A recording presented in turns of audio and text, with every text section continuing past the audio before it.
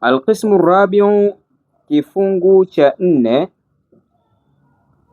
cha wale ambao waliopewa udhuru kisheria kula mchana wa mwezi mtukufu wa Ramadhani, na kuangazia utaratibu wao ni upi.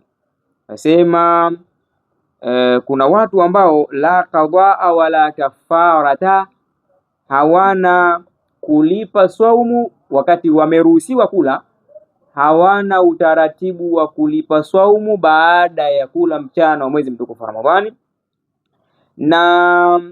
na wala hawadaiwi fidia yoyote. Tuelewane hapa, ni yupi ambaye anayehusika na fungu hili? Hapa kuna watu wawili. Wa kwanza ni almajnun, mtu ambaye mwenda wazimu. Mtu yoyote aliyekuwa mwenda wazimu, sheria inamruhusu ale mchana wa mwezi mtukufu wa Ramadhani, na wala haimlazimishi kuja kulipa na wala kutoa fidia ya aina yoyote. Na mtu wa pili katika kipengele hiki ni mtoto mdogo. Mtoto mdogo anapofunga Ramadhani, ye anafunga kwa njia ya mazoezi, na ikitokezea amekula mchana wa mwezi mtukufu wa Ramadhani, swaumu hiyo hadaiwi kuja kuilipa katika miezi mingine, na wala hadaiwi kutoa fidia ya aina yoyote. Kwa hivyo mimi na wewe tunapojitafuta katika ule mfumo wa kujitengenezea nyudhuru zetu, tukawa tunaamua kula mchana wa mwezi mtukufu wa Ramadhani, na tukajiweka katika mahala kana kwamba hatuna deni, basi tujitafute tuko mahala gani kwenye mafungu haya. Na kama utajiona kwamba hapana, mimi nakula na ukimaliza kula huko tena hautaki kuja kulipa katika miezi ya kula mchana, basi labda ujitafute wewe ni mwenda wazimu.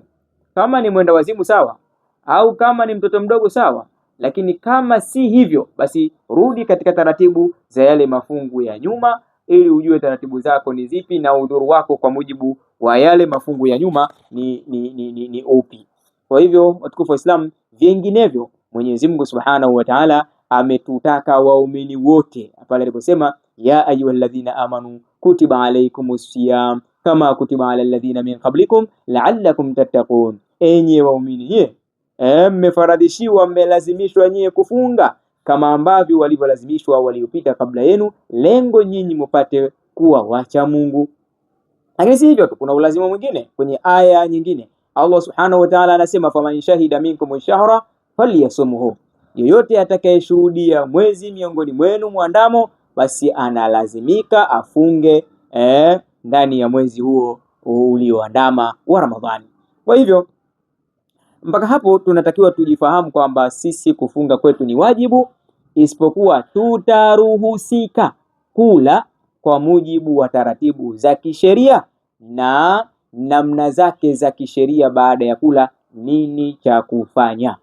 Mwenyezi Mungu Subhanahu wa Ta'ala tunamuomba atuwafikishe, atuwezeshe ili tuweze kufunga mwezi mtukufu wa Ramadhani, na kama zitatokea dharura, basi tuzione dharura zetu, tujione tupo katika fungu gani, ili kesho na kesho kutwa tuweze kutekeleza kwa taratibu ambazo Allah Subhanahu wa Ta'ala anazitaka na kuziridhia juu yetu.